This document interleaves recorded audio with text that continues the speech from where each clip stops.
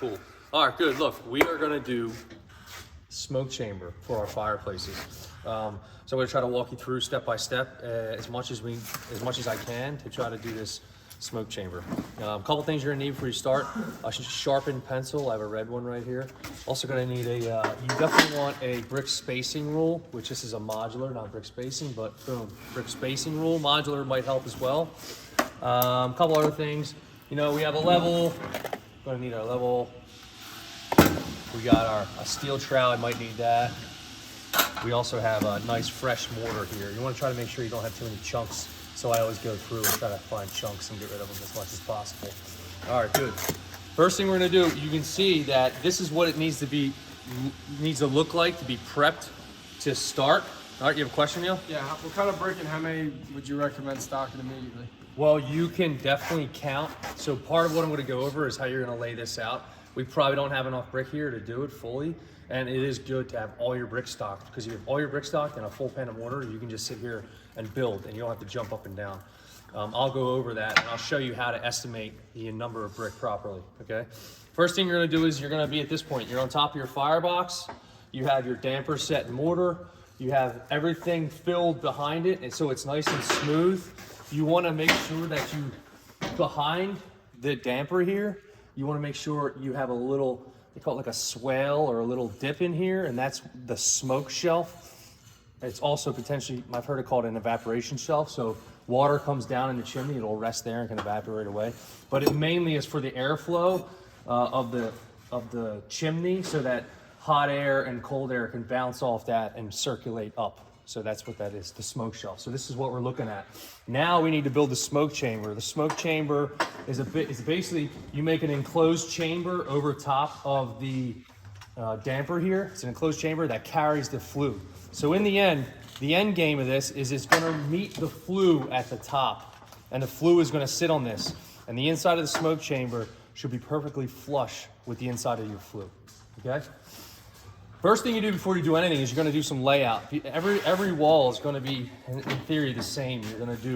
You're gonna find your wall line, you're gonna find your bond, and you're gonna find your heights, right? So the way to find our wall line for our smoke chamber here is the front is just gonna go directly over the front, and it's gonna be even with the face of your rough masonry. The sides, you can see a little line here. You're gonna find the edge of your damper, all right? And then you're gonna grab your level, and you're gonna put it along the edge of your damper. I know the dampers aren't perfect, there's a little, but you're just gonna make it as straight as you can. Then you're gonna take your trowel, and the mortar's still wet, so I can mark it. If it were dry, I would use a pencil. And basically, I just make a straight line all the way back. That's my first layout line. And then I just do the same thing over here. Beat, you wanna do that? You wanna mark that in there? All right, so that's, oh. Good. There we go, boom. And the inside of this is it's all gonna start wide, and then it's gonna corbel its way in. The inside is gonna be corbelled, so it's gonna be stepped. But as you build this up, it needs to, in theory, be perfectly smooth. The problem is if you have a bunch of steps and ridges, that's where you can get creosote buildup. So as you build it up, you need to smooth it and make it as perfectly smooth as you can. Like this ground, or this base is really nice and smooth and looks good. So that's our line there, that's our line there. We got our line in the front. Good, that's the first part of our layout. Now that we have our wall line, the second thing we need is we're gonna need our heights, right? So I went with Beat how to figure our heights. Beat, do you have your book? You're gonna need your book to figure out your heights. This is a little example of where we have to jump around a little bit because we have a little bit of flexibility.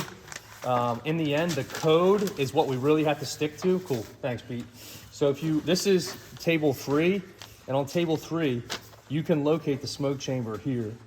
And then you can see I is the distance from the top of your damper to the bottom of your flue. That's your smoke chamber, I. It's hard to see because it blends in with the line, right? So if you go here, I is 27 inches. You can make that work, but what I ended up realizing is, cool, thanks, Pete. Here, take that, hold that for me. If you go into your code, second page of your fireplace code, you can see chapter 10, chimneys and fireplaces. You go to your code, you can find in the smoke chamber section that it says the inside height of the smoke chamber from the fireplace throat to the beginning of the flue shall not be greater than the inside width of your fireplace opening. Basically what that's telling you is you can make that smoke chamber up to, 36, because your opening is 36. If your opening was smaller, it would have to be smaller. But since your opening is 36, you can make that all the way up to 36. We have to corbel this pretty far. So to me, I just make it to 36 and we can go with that to make it a little bit easier on ourselves. So you can see here, Beat had marked 36. So you mark your height right there, 36. You put a good mark. What I would do then is, the better you can make these for yourselves, I would take that here, Pete, you wanna level that mark across? So he's gonna take that mark that he made up here and he's gonna level across and just make that a little bit easier to see.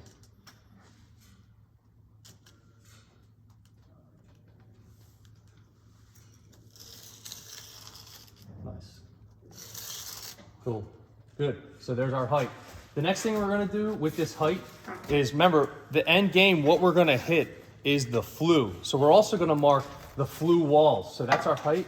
We also are gonna mark where we gotta hit. So with the flue walls, let me see your level. What I'm gonna do is, I'm gonna take the level and I'm gonna just plumb these lines up just to represent my flue liner. So before you build anything, you have to have heights and wall line. You can't just build without those things. All right, and I just give myself, that's a representation of the flue liner right there. You know, and you see I went a little bit further down. That's okay, as long as you know that that's what that is. If you need to, you can mark that. That's what we gotta hit, height and not only height, but also as far as wall lines. And you can see on the back, we're farther out on the back. And we're way farther out here. It's gonna go in kind of like a fan. So now that we have our heights, we can figure out our coursing, how many courses of brick we have until that point, your brick spacing rule, right? So we're gonna use our brick spacing rule. And this is where it might be good to write things down because, you know, there's gonna be a lot of info here. So I'm basically gonna take this brick spacing rule and I'm gonna figure out from here what it works on spacing. All right, so I see 13 5s is a little bit low. It's in between 5s and 6s. You're not gonna see this, so 6s are a little big, fat, but it really doesn't matter at all. I'm a little low on 5, so basically it's telling me I gotta bet up some 6s, but I know that I need 13 courses. So I would write that down. I need 13 courses. So I have 13 courses to get the corbelling that I need. All right, so I have that, good. So now the first thing we can do is we can check, you know what I'm gonna do to make it easier for us? Now we're trying to figure out, how far we need to corbel it, how many courses we have, and then we can figure out like how much we need to corbel it each time. Sounds a little confusing, but it's not that bad. So we're gonna take this, and I'm just gonna extend this line all the way down for my flue. You'll see why in a minute.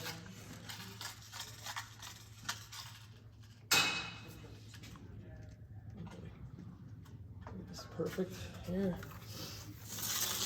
All right, just mark that away.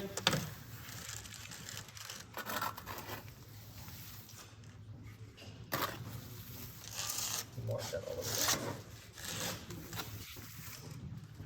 The more layout lines you have, just the easier it'll be for yourself. I know you just want to get rolling. I'm the same way. I get excited. I just want to get started, but I always forget something. So you really got to take your time and just get everything accounted for. All right, so now that's my flue. And the thing is, what is happening is, the reason I put that line there is because it shows me how far I need to corbel from where I start. So right off the bat, I can see I have to corbel, I don't know, roughly 4 inches. So how much is it? It is 3.5. So I have to corbel 3.5 in the back. So now I take, how many courses was it? 13? Yeah. So I basically I have 13 courses to corbel that 3.5. So I take 3.5 and divide it by 13. And that's how much I have to corbel each course. All right, so we can even write that down. How much do I got to corbel each course?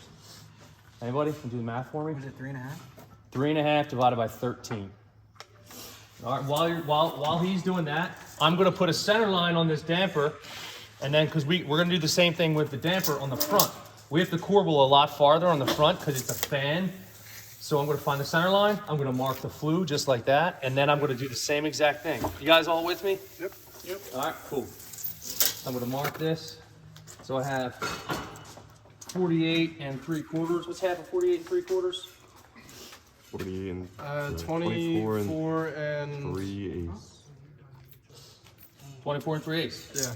It's 0.26, so basically a quarter. So 1/4 inch. Yeah, so basically you got to corbel a 1/4 inch. And if you want, so he found out that it's basically a 1/4 inch each time. You can literally mark that out on here. You can mark every 1/4 inch, and you can give yourself lines. All right, you can work that over. But it's only a little bit. It's not that bad. Definitely more important here. And a key is you want to kind of go consistently. That's all. All right, so 24 3/8. Look, you have it marked already. Good. I just want to double check. I always double check everything, even when it was like already. I like to double check, so it's important. Now I got that center mark. What am I going to do? Does anybody know? What do I got to mark first? The flue. What was the thickness of your flue? 13 inches. 13 inches. What's half of 13? 6.5. 6.5. Boom. So I'm going to mark 6.5 one way. All right, just like that. That's my flue there. Oh, that's a little short. There's my flue there. I'm going to mark 13 inches on the other side. Hold that for me, please. It doesn't. Like that? Yeah, no, it's right on. It's right on. So there you go. So I got my marks for my flue right here. Now I'm going to do the same thing that I did last time. I'm going to measure from where my flue is over to, and remember it's got to be the inside of the flue. Is it the inside of the flue that you measured? Because it's got to hit the inside. Yeah, so that's an important thing too. You got to remember, we're going to the inside of the flue, right? So we got to go to the, make sure we're at the inside when we do this. But anyway, what we're going to do is, it's the same concept. So we mark our flue, we take the measurement from the end of from the flue line to there. I have 14 inches to here, to this mark where we're going to start. So that's telling me I have to corbel 14 inches over. How many courses do I have to corbel? 13. 13. So basically it's a little over an inch per brick that I got to corbel over. How much of an inch? Yeah, what is that? So what's An inch and like 30 seconds maybe. inch and a 16? Yeah, Yeah. it'd be like a 30 seconds. Yeah. So we're gonna, and then what you can do is, it should be I think it should be a little bit longer. It's basically an inch. So if you just measure, so we have 13. So we're gonna basically just mark this out right on the face. So we gotta quarter this an inch every time. Just to simplify it for me, I'm just marking an inch. I'm just marking an inch here because it's so close to what we need. As long as it's consistent. And if you look in the code, there's some limitations to how far you can corbel, but this is within that. So, all right, so I'm gonna go back to this. I'm just marking my inches. So 4, 5, 6, 7, 8, 9, 10, 11, 12, 13, and that little bit. All right, so that last one's going to be a little bit extra, but you can space that out. Just go a little bit heavier than these last couple. So I mark them all out right here, and then I do the same thing over there. And that marks out, so every course that tells me how much that I need to corbel, so I can check. So I can even count, or I can go up, when I'm up here over top of this, I can, count 4 courses, and then I can make sure it all lines up. All right, so that's how you line up your corbeling. All right, good. So we have the corbels figured out. I would do the same thing over there, but here, you want to finish that up for me, Beat? Beat will finish that up right there, so we'll have it all marked out. Now it's going to be, bricklaying time. These are fun to build because, they're pretty easy. They're pretty easy. Excuse me. They're pretty easy because they're a little rough. You just have to. You're pretty much slamming them in. There's a couple things that are important to me. I think just making sure that you build them so they're as level as possible and as straight and as clean as possible, and solid too. Nice full head joints, just so it all works out well. All right. So what I'm going to do is, excuse me, Neil. I'm gonna just take some mortar and I'm gonna spread.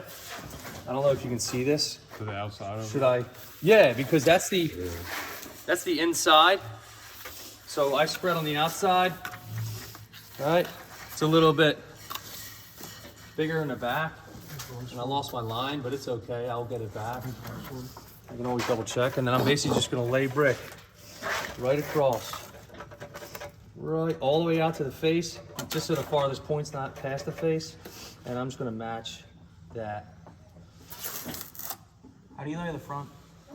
I'm gonna show you. You're actually gonna set an angle iron. All right.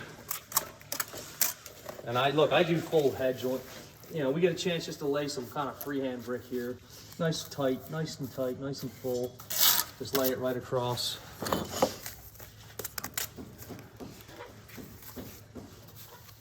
Making sure I follow my line. Looks like I'm gonna be. Does it fit? It fits perfectly.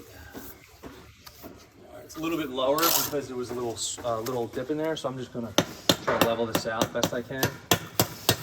It doesn't have to be super perfect, but the better you can make it, the easier it all goes together. And then I'm just gonna lay brick here.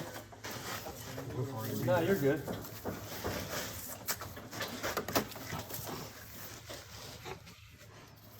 You wanna lay those, B? You got a trowel? Just lay those in. And then I'll just lay these, and then the brick across the back aren't super imperative. I do like to, when I go to the corners, I like to tie everything in. Yeah, just right to the end, basically right to here. Yeah, right to the end of the rough masonry. All right, and then I'm gonna just lay the brick in the back. See that brick hammer, please, in the bag. I see this first brick needs a little bit of an angle, so I'm gonna see if I can take off the back corner and try to make a little angle here. Doesn't really, it's not super imperative, but it just might be fun to try to make it the hammer cut. I lost it a little bit, but so that would have been perfect, but that happened. But it's okay. I'm gonna put this in on an angle. This goes this way.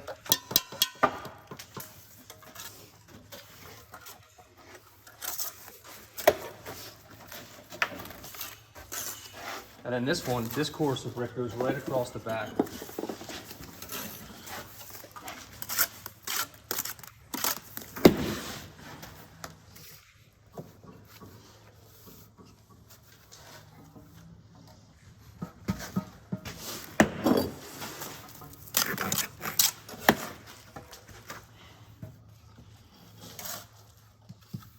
And you can even put all your heights on here too. I didn't mark my height coursing, but you should mark all your height coursing right on here, and you can lay the brick right to that height coursing, so you don't have to keep checking it. So I would definitely put the height coursing on there.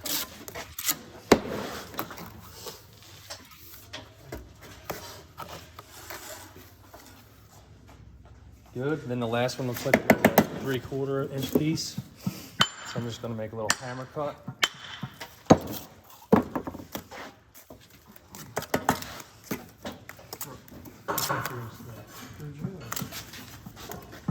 Even in here, I like to double butter. I just like to have nice full joints. All right, drop that brick in. Boom, nice and full, good. All right, so there's our first course. That's our layout course. That's a good start. We're gonna have to clean all this stuff up in here. I would then go, you wanna start leveling everything around. You could level end to end or whatever. And then you gotta clean up the inside real good. We're gonna parge that inside up. And then I would level it, and then I would straight edge it across here, make it nice and straight. All right.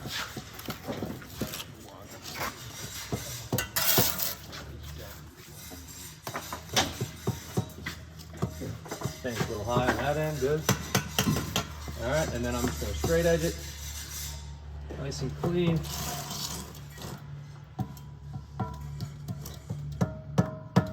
Good. All right, that's good. This one, as long as it's level in the back. Can you see in there, Steve? See what the layout course looks like? All right. And while he's working on that, the next step, right? And somebody just asked us, how do you lay across the front? So so we're gonna set an angle iron right on this brick here, and it's gonna span across the front, and we're gonna lay right on top of that angle iron. I'm gonna measure this, and maybe somebody can go see if they can locate one. We need an angle iron that is 48 inches. So can somebody go grab a 48-inch angle iron for us? Cam, thanks for going, I appreciate that. Put the camera on. The one guy who volunteered, he was on crutches. Everyone else did not volunteer. That's the pieces for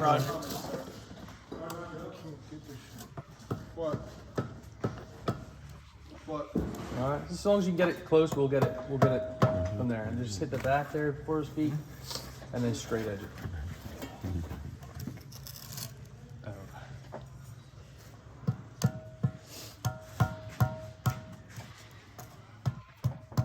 Should I put a little pause till they find it? Yeah, we can do that.